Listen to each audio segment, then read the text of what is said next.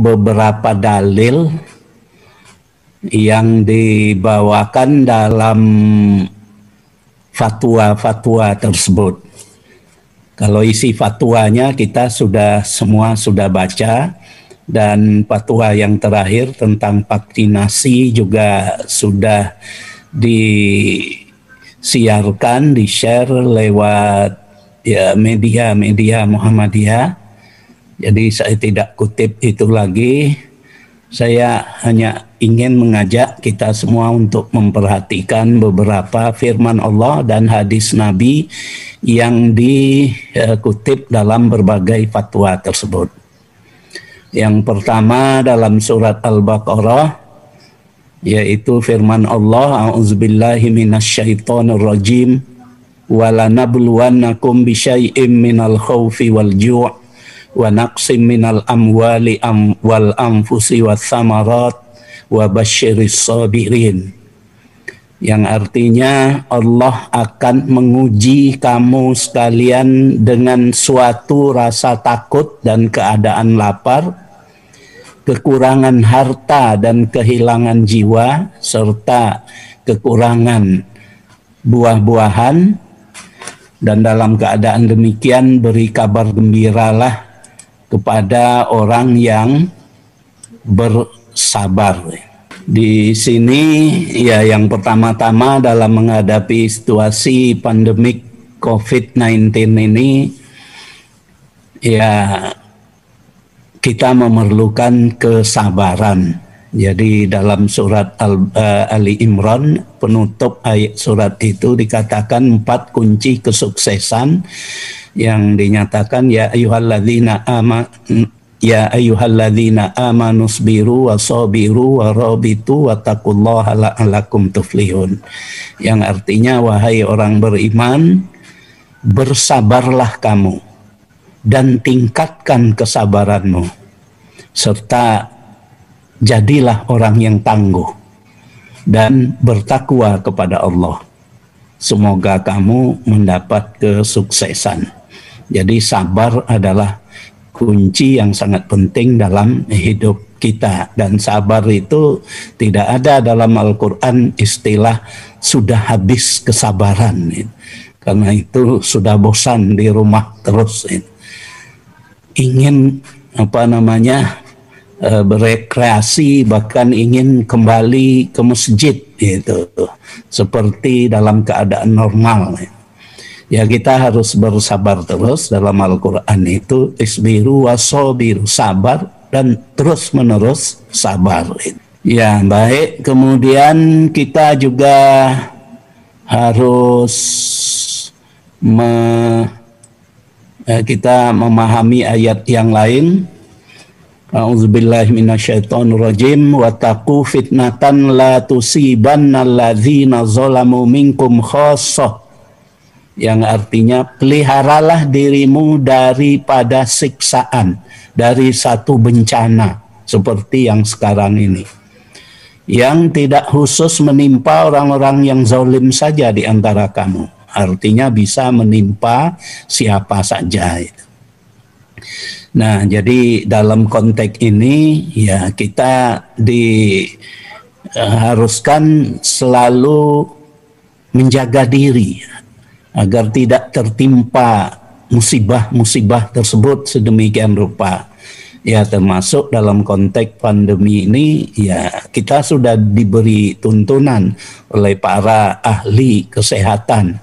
Ada 3M, yaitu pakai masker, cuci tangan, dan jaga jarak gitu. Nah ini, dan dalam fatwa-fatwa tarjih juga sudah diberikan, termasuk kalau kita ke masjid, ya cuci tangannya tidak lupa, kemudian di masjid sopnya dijaga jarak, dijarangkan, ya minimal 1,5 meter itu, dan kemudian sholat tetap pakai masker. Jadi sholat dengan pakai masker itu ya sudah diputuskan fatwanya oleh tarjih bahwa itu dalam keadaan darurat. Memang ada hadis Nabi yang menyatakan bahwa Jangan kamu menutup mulutmu ketika sholat. Hadis tersebut dari satu sisi sanadnya dhaif, artinya lemah, dan sisi kedua seandainya hadis itu dianggap otentik atau sahih, bisa kita tafsirkan bahwa keadaan kita darurat. Jadi darurat itu ad-daruratu tubihul mahzurat. Keadaan darurat itu memboleh melakukan yang dilarang. Nah, ini ayat berikutnya, wala tulku bi aidikum ila tahluka. Jangan kamu menjatuhkan diri. Jadi skala kemungkinan musibah yang akan menimpa kita ya harus kita hindari, dan kita tidak boleh melakukan suatu yang menyebabkan kita tertimpa musibah itu. Wa ahsinu, bertindak baiklah kamu. Innallaha yuhibbul muhsinin. Sungguhnya Allah itu mencintai orang-orang yang selalu bersikap baik itu. Nah, kemudian dalam fatwa-fatwa tarjih juga dikutip ayat Al-Quran yang penting ini, yaitu a'udzubillahi minasyaitonirrajim, wa man ahyaha faka'annama ahyanna sajami'an. Siapa yang mempertahankan hidup satu orang itu sama dengan mempertahankan hidup seluruh manusia. Artinya hidup itu sendiri merupakan hal yang penting, harus dipelihara. Sehingga ahli-ahli hukum syariah mengatakan memelihara hidup itu merupakan maqasidus syariah, tujuan dari agama itu sendiri. Nah, oleh karena itu ya terkait dengan pandemi COVID-19 ini, ya upaya-upaya untuk mempertahankan hidup, menghindarkan kita terpapar dari bahaya COVID-19 itu adalah bagian dari pengamalan ayat ini, ya termasuk vaksinasi dan tetap menjaga mematuhi protokol kesehatan. Jadi ini bagian dari pengamalan agama itu sendiri. Nah, di dalam hadis Nabi dikatakan an Abi Hurairah radhiyallahu anhu qala Rasulullah sallallahu alaihi wasallam la yuradu mumridun ala musihin. Nabi bersabda, jangan orang sakit dicampurkan dengan orang sehat. Nah, terutama kalau penyakit itu penyakit menular seperti COVID-19 ini. Jadi tidak boleh campur. Jadi orang yang sakit juga datang ke masjid itu artinya kita bercampur. Itu sudah diatur bahwa kita harus diisolasi dan sebagainya. Kemudian tadi oleh Ustadz Syafiq juga sudah dikutip, kalau di suatu negeri tertimpa oleh penyakit menular, itu kamu jangan datang ke situ dan orang di situ jangan keluar sehingga tidak menularkan lebih luas. Juga dalam fatwa-fatwa tarjih yang ada itu dikutip lagi hadis Nabi yang lain, Ani bin Abbasin qala Rasulullah sallallahu alaihi wasallam la darara wa la dirar. Dari Ibnu Abbas, Nabi Muhammad sallallahu alaihi wasallam bersabda, tidak ada kemudaratan dan pemudaratan. Tidak ada kemudaratan itu artinya kita tidak harus menjaga diri, tidak boleh tertimpa oleh suatu kemudaratan. Jadi kita harus menjaga diri kita agar terhindar dari COVID-19 karena itu akan mudarat kepada kita.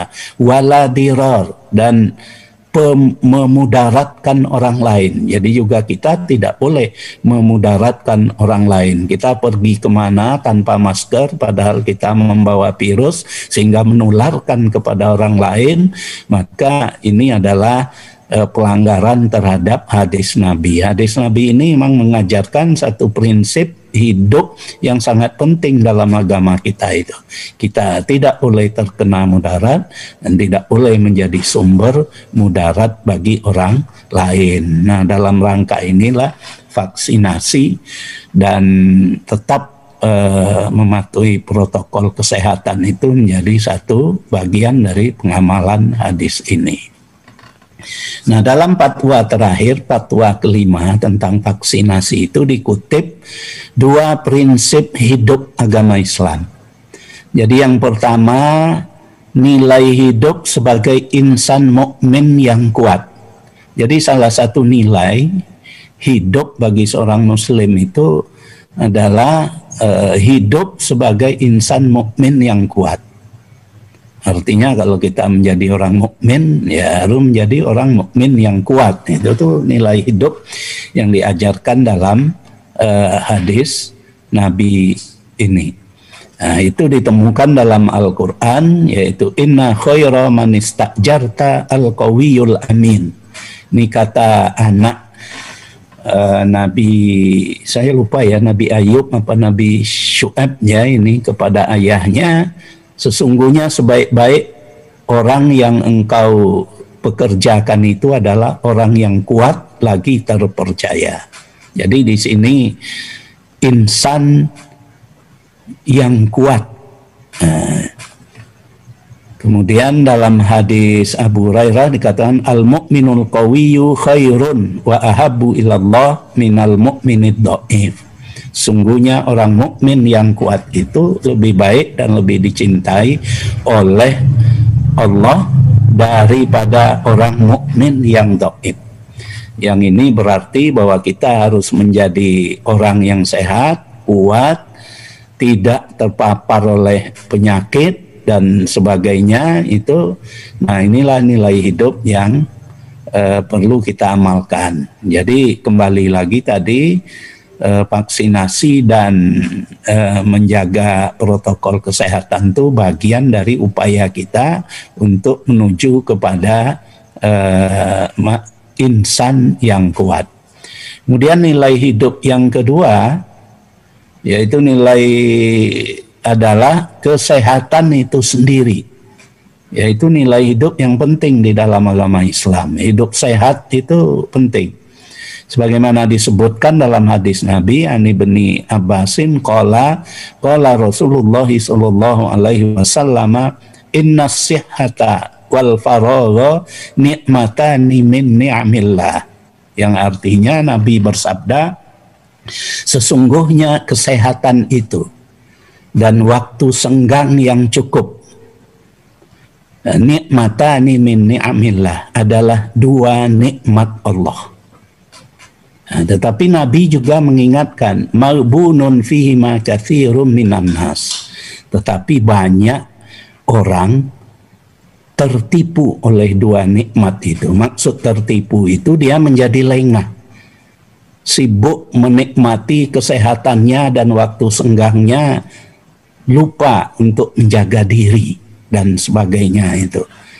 Nah, jadi jangan sampai kita seperti itu. Sehat adalah nikmat yang diberikan Allah. Waktu yang senggang dalam arti ya penting untuk bersama keluarga dan sebagainya. Kita tidak 24 jam bekerja terus, tapi ada waktu-waktu untuk anak, untuk keluarga. Itu juga satu kenikmatan yang diberikan oleh Allah Subhanahu wa Ta'ala, dan itu harus kita pelihara itu. Jadi yang terkait di sini adalah kesehatan. Jadi hadis ini menekankan pentingnya kita menjaga kesehatan. Maka seperti dikatakan Ibu Zulis tadi, vaksinasi dan tetap menjaga protokol kesehatan itu adalah upaya dalam rangka kita mengamalkan nikmat yang diberikan oleh Allah Subhanahu wa Ta'ala kepada kita. Nah, mengenai ini ada lagi hadis, bukan hadis, ini ya hadis ini, di mana Rasulullah menyatakan, ya ibadallah, wahai hamba-hamba Allah, tadawaw, berobatlah kamu, berobat dalam arti luas, artinya kita mengupayakan segala sesuatu untuk menuju hidup sehat. Salah satu di antaranya adalah berobat, yang lainnya adalah melakukan pencegahan seperti vaksinasi dan sebagainya. Fa innallaha lam yad'an, Allah itu tidak menciptakan penyakit illa wada'alahu syifaan, melainkan Allah itu juga menciptakan obatnya. Kemudian hadis yang berikut, an Ummid Darda'i anin Nabi sallallahu alaihi wasallam qala innallaha khalaqad da'a wad dawa'a fatadawu wa la tatadawu biharam, yang artinya sesungguhnya Allah itu menciptakan sakit dan obatnya. Oleh karena itu berobatlah kamu, tetapi jangan berobat dengan yang haram. Kemudian ada kaidah fikih, yaitu kaidah hukum agama Islam, ad-dararu yuzal, segala yang mudarat itu harus dihilangkan. Nah, dalam konteks ini Majelis Tarjih mengeluarkan fatwa berdasarkan penelitian yang dilakukan oleh Majelis Ulama bahwa vaksin Sinovac ini itu tidak mengandung unsur yang haram, karena itu dapat dipakai. Juga Badan POM telah mengeluarkan satu pernyataan bahwa telah memberikan persetujuan untuk digunakannya vaksin Sinovac ini. Ya, upaya vaksinasi harus tetap dilakukan dan tetap diikuti dengan menjalankan protokol kesehatan secara maksimal yang meliputi 3M dan 3T itu. Jadi demikianlah fatwa tarjih yang kelima tentang masalah vaksinasi, dan juga kutipan dari berbagai tuntunan dan ayat serta hadis Nabi yang memberi arahan kepada kita bagaimana kita bertindak dalam menghadapi pandemi COVID-19. Doa kita semua semoga musibah ini cepat berlalu. Ingat bahwa innallaha la yughayyiru ma biqaumin hatta yughayyiru ma bi anfusihim. Allah tidak akan merubah keadaan kamu. Covid ini pun tidak akan berubah kecuali kamu sendiri yang mengubahnya. Artinya kitalah yang berjuang untuk membebaskan diri dari keadaan dan musibah COVID-19 ini. Demikian saya kira, kurang lebihnya saya mohon maaf dan terima kasih atas perhatiannya. Wassalamualaikum warahmatullahi wabarakatuh.